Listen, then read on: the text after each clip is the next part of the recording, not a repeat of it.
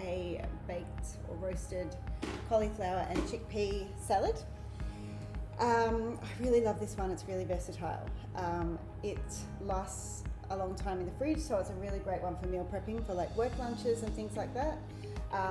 It can be as therapeutically time consuming as you need it to be, or it can be as quick as you need it to be. You can use frozen cauliflower or any other vegetable that you like. It works really well with any sort of roasted root vegetables, so it could be pumpkin or potatoes or sweet potato. That works really well.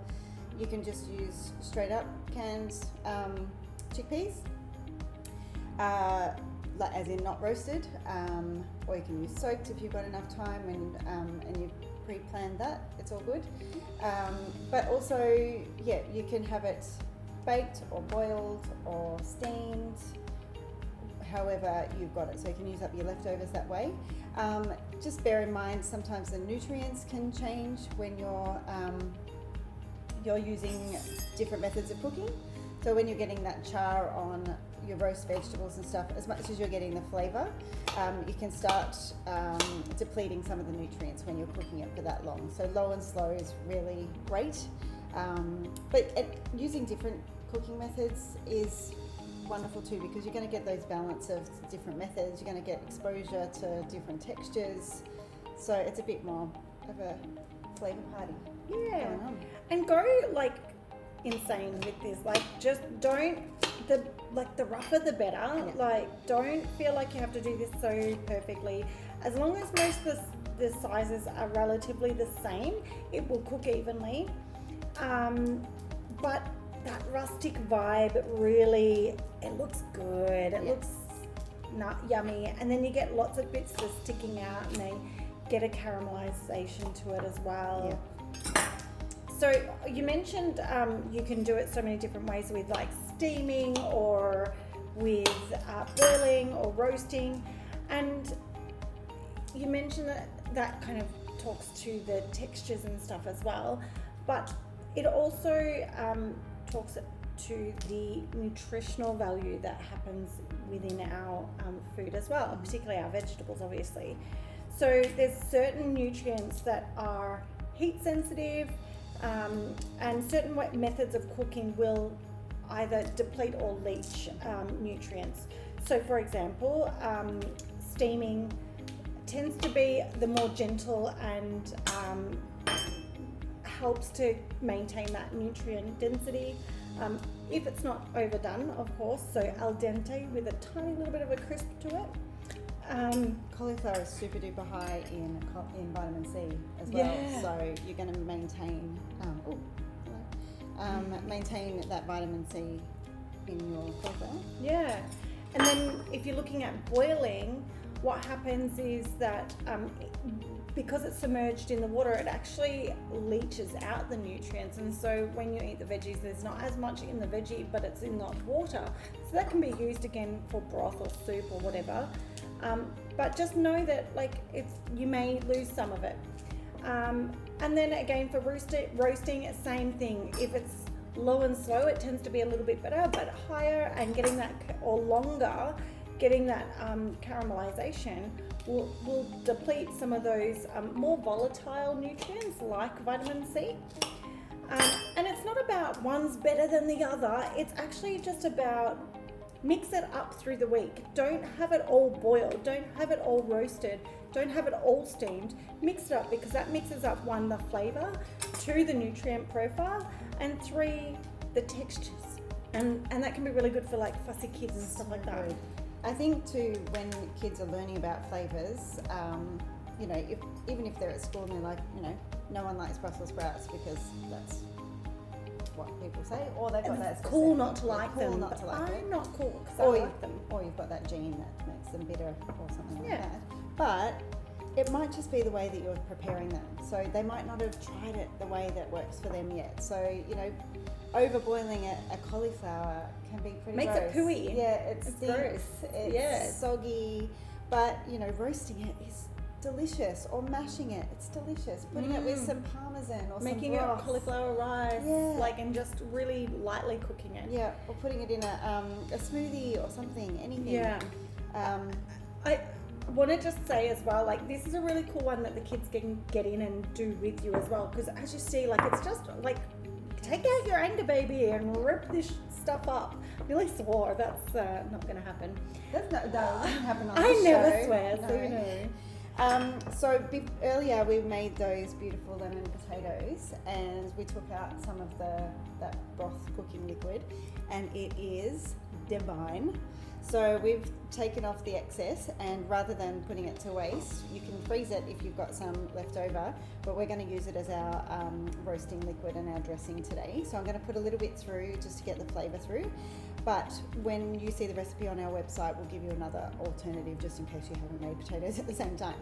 But it's also about just not wasting things. Like, you know, it doesn't have to go down the sink. It can be used, and there's so many beautiful nutrients in that, because once it started steaming up in the oven, those dried herbs started to rehydrate, and those nutrients started to unlock it even more. Yeah. We're also going to put through some hummus. We were talking this morning about using hummus as like extra flavour when you just, it could be something so simple, like even just mixing it through this, or mixing it through your spinach, for that cream spinach. We might put the recipe up on the website for that too, because that was amazing. Well, we could do maybe like some high protein breakfasts, and that will be part of it, so stay tuned. So far we've got our cauliflower, our chickpeas, some hummus as part of the dressing, and whatever dressing you like. It could just be olive oil and some salt and pepper if that's all you've got, but yeah, whatever flavour you want to put in. We've got some capers, and I'm putting them in now. I used to put them in fresh because it gives that really bright pop of colour, but we're on a bit of a tangent at the moment of roasting. Oh, fried capers are my jam. Capers. But also you can then finish it off with some fresh capers at the end as well. More flavours. And while we're on like flavors, I just wanted to say, like, even though we're using the same flavor from the potatoes, because we're adding other flavors, it will be similar but not the same. But it will actually tie the meal together. So they'll all have a connection piece that's similar but not the same. It kind of makes that cohesive kind of meal, and yeah, it feels like a delightful.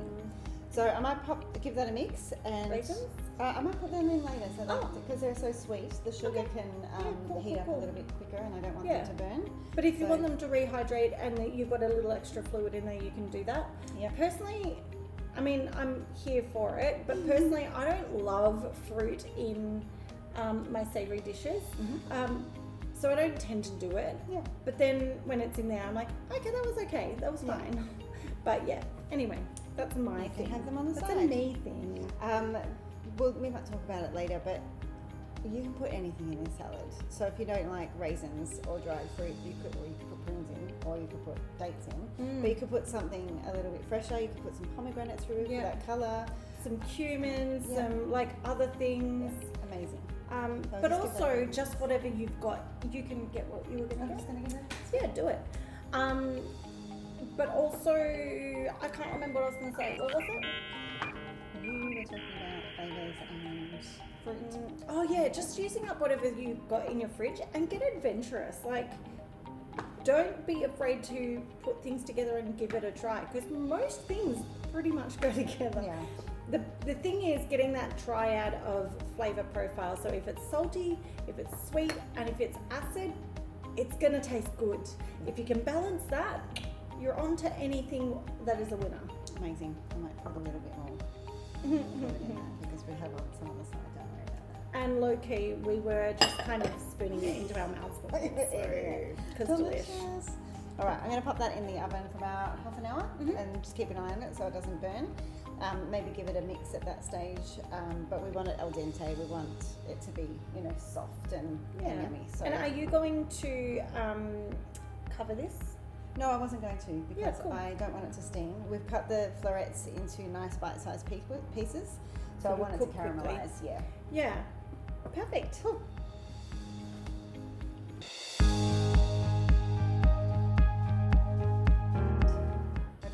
We're back. We've got our roasted cauliflower and chickpea addition. So now we're just going to freshen it up so it is ready for dinner. Yeah. So we're going to add some leafy greens. We've got some baby spinach. You can add anything as well, like rocket or Swiss chard or all of it. Yeah, Anything. like really thinly sliced Cauli or Carbonaro, silver beet, anything. Or you could even have it. You could even roast that in there if you want it. Microgreens or like the ends of tops of things. So like carrot tops, celery tops, beetroot tops. All that. Dandelion greens if you're like adventurous.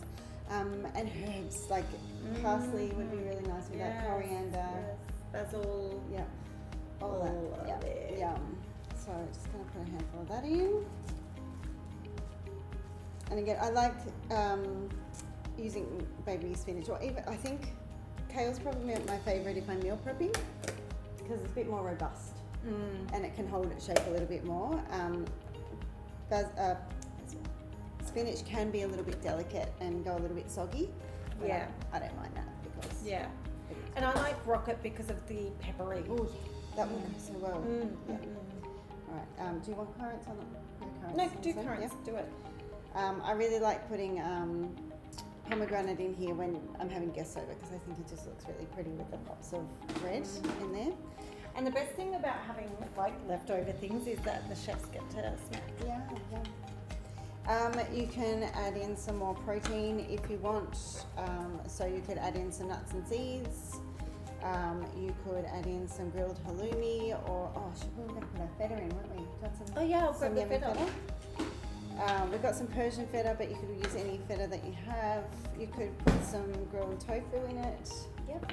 Silken tofu in with that hummus that we baked into it before. I really love Persian feta because it's so soft and creamy. It's still salty. It's still like buttery. But when you mix it in with a salad, it almost you've got the chunks, but then any of the smaller bits that kind of rub off as you're mixing it almost turn into this like creamy sauce as well. Yeah. And you'll remember we have the dressing that we had from our potatoes from earlier. Yeah. But you could also just put in some lemon juice and the oil from the Persian feta. You could just have a really simple vinaigrette. Anything. It's really versatile. Have we said that before? It's really versatile. Yeah, I think we've said about everything and everything. Yeah, because it's really versatile. But is it versatile?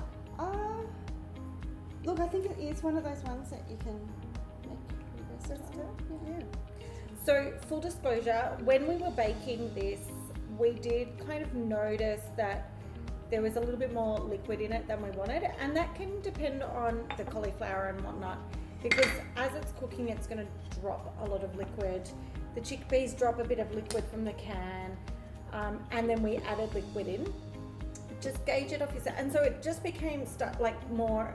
It was stewing in its own stuff, and similar to the potatoes, just pour it off and finish off the bake. And you might like it like that, like we were saying before, whether you're boiling it or roasting it or just having it plain, you might like that texture. Today we were looking for a little bit of that roasty, caramelized kind of vibe. Yeah, so, but it just depends on what you want it to look like. The other thing you could do is put all of these ingredients in and then blitz it up and put a bit of stock in and it's a soup, or you could blitz it up and have it as a paste, so it's a dip. Yes. Or as a mash, like for a beautiful piece of barramundi today, but like a crispy skinned salmon or some chicken if that's your thing, or tofu if that's your thing, or like so many yums. Yeah. Awesome. Wow, That's it. Oh, and we were talking about putting some extra fresh capers in there. So might do that, but they look pretty fresh to me still. Not too roasty. But that's it. That's our salad.